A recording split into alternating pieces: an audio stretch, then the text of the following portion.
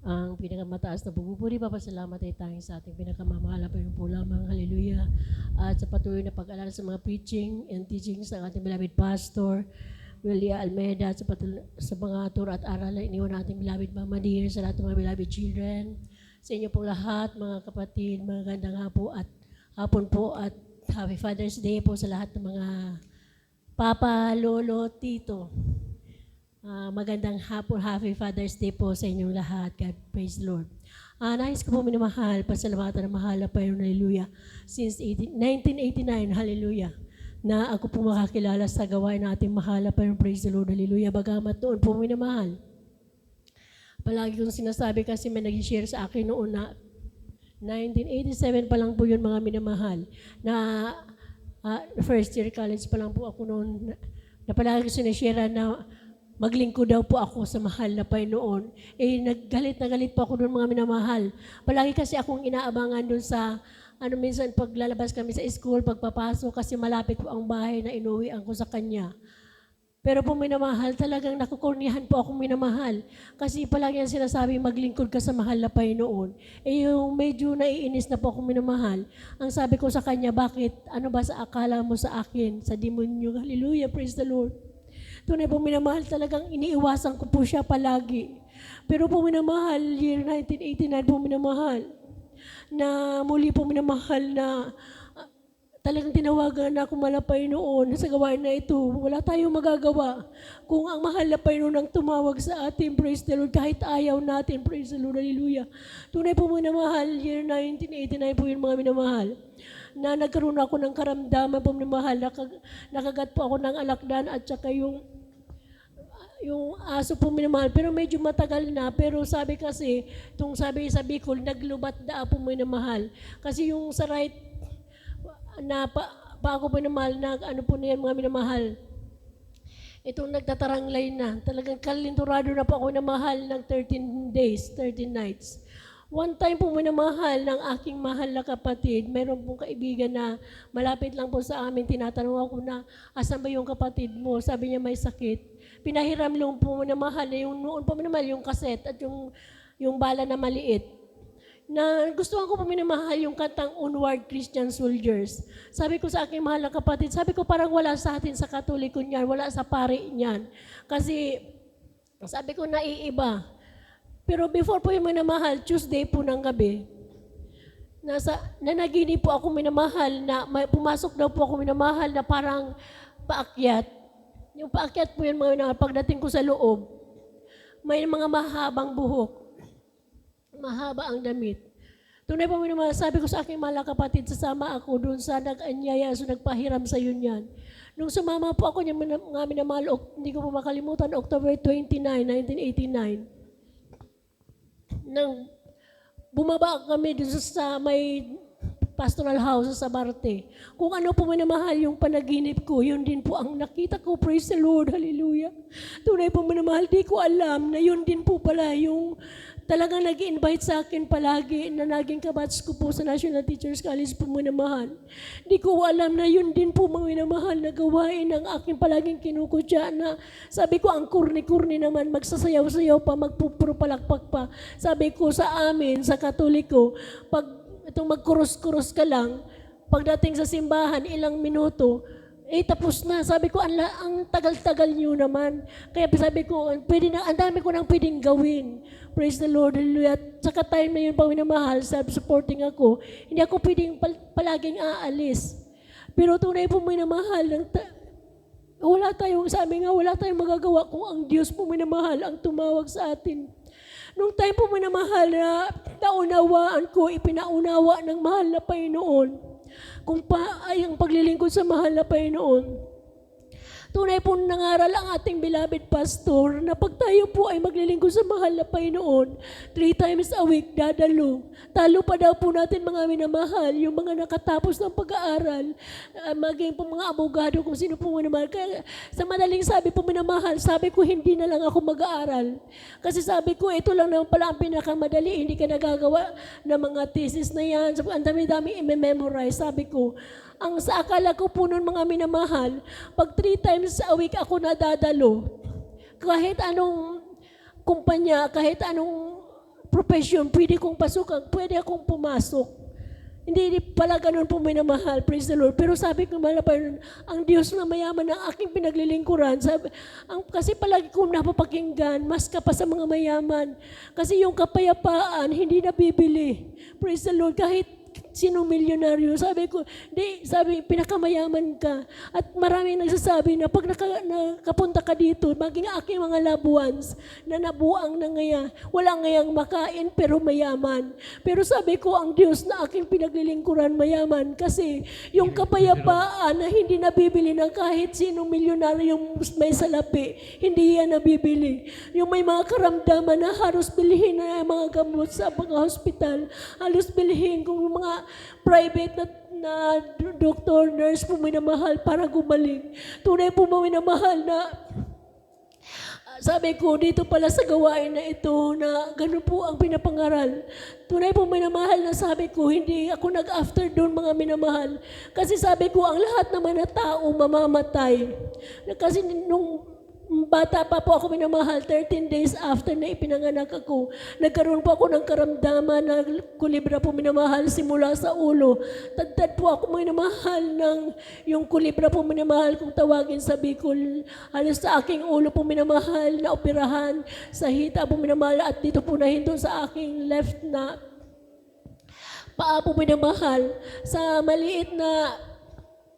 maliit ko pong minamahal noon, halos 13 days hanggang 1 month, napakaliit ko pong minamahal, nakasurvive ako sa mga karamdaman within 1 year daw po minamahal.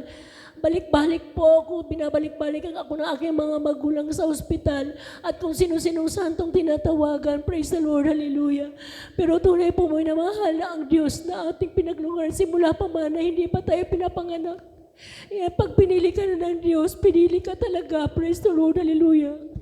Tunay po minamahal na nung tayo po may mga namahal, nung nasave ako sa gawain, talagang inusig ako ng aking mga loved ones.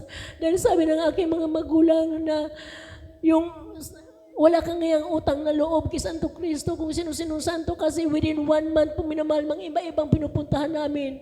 18 years po minamahal kami sa Lola Maria pero po minamahal nakikita ko sa aking mga loved ones.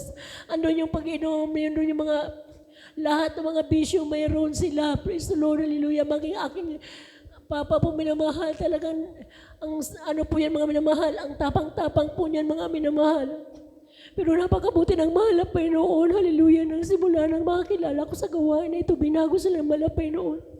At isa pa po na mahal na patotoo ko ang aking mahal na Ama. 23 years po ang gawain dito sa Salog noon ang nakapunta yan dito. Yung half body po niya mga minamahal, palaging halos hindi niya na maitaas. Noong isang preacher po dito mga minamahal, pinag-sharean siya nung nagpabautismo siya. Hanggang sa panahon na ito, hindi na po yung bumalik. Hallelujah, praise the Lord, hallelujah. Na pinagaling siya ng mahal na Panginoon. At minsan nadidisgrasya ang aking mahal na Ama. Na nakabunggo po sila mga nakamotor sa puno ng nyog. Yung ulo po ng aking mahal na Ama na yung parang isang bao po minamahal yung kalahati. Yung sabi sa Bicol, naghunak-hunak na daa po minamahal. Tunay po minamahal na sabi ng aking mga kapatid na ipapasitiskan. Pero po minamahal dahil na-save ng aking mahal na Ama, baka di po siya minsan dumadalo. Sabi ng aking mahal na Ama, nasabi niya sa aking mga kapatid, yung pira niyo kulang pa yan. Dahil mga mahirap lang po ang aking mga kapatid, sabi niya mag-share lang kami. Tunay sabi ng aking mahal na Ama, magsayaw-sayaw lang nga ako duman nga sa Pastor James nga po nga pakasabi kasi baguhan sa kinubatan. Tunay po minamahal habang nagpupuri po minamahal. Yung pasolimso po minamahal habang patapos kumplitong pinagaling ang aking mahal na Ama. Praise the Lord. Praise the Lord. At isa pa po ang aking mahal na kapatid na panganay. 2 taon po mga minamahal na may karamdaman. Tunay doong pandemic po minamahal, hindi siya mapa-hospital kasi sasabihin po minamahal, COVID. Minamahal, hallelujah. Galit na yung aking mga loved ones kasi magbibigay daw ako na kahit 1 araw, 2 araw. Yung 5,000 po, 250 pesos na lang yung sukli. 2 times po ako nagpadala. Aros tinago ko na sa aking mga nasawa kasi sabi ko, within 1 month na treatment, sabi ko, hindi natin kaya yan. Sabi ng aking mga kapatid, Kasi pinasharean ko nga po minamahal na magpabautismo, dumalo sa gawain. Ang sabi ng aking mahal na kapatid na Trinitarian, sabi niya, ang pastor niyo, kayo, mangaral kayo ng 30 minutes. Ang dami pa ngayong salita, pero yung ating mahal na kapatid, 10 minutes na lang yung buhay, ang sabi ng aking mga kapatid. Ang sabi ko, kung kayo maniniwala, ang Diyos na aking pinaglilingkuran sa 1 minuto, 1 segundo kayang maghimala. Tunay po mga mahal, hallelujah na. Blinak nila ako sa group chat aming pamilya. Tunay po minamahal na sila po minamahal. Tumako sa dako ng ginubatan. Ang aking mahal na kapatid, dinala po yun sa ginubatan po minamahal. Na sila'y nagpabautismo. Siya po ay pinagaling hanggang sa panahon na ito. Praise the Lord, pinagaling ang aking mahal na kapatid na yan. Hallelujah, ng mahal na Panginoon. Hallelujah. Tunay po minamahal na di man karapat dapat para sa gawain ng mahal na Panginoon. Hallelujah. At praise the Lord po minamahal na every time po minamahal, minsan natatayo sa pulpito. Sabi ko, mahal na Panginoon. Lalo minsan pag-aawit na ang choir, 2 times po yun mga minamahal last week na sabi ko hindi ako tatayo sa pulpito kasi ang sakit nga ng ulo ko, pero palagi umudyok sa akin yung kakarampot mo na nga lang na tungkulin sa mahal na Panginoon. Iniisip ko hindi ko pagagampanan. Sabi ko, mahal na Panginoon, tatayo ako, pero talagang sakit ng ulo ko.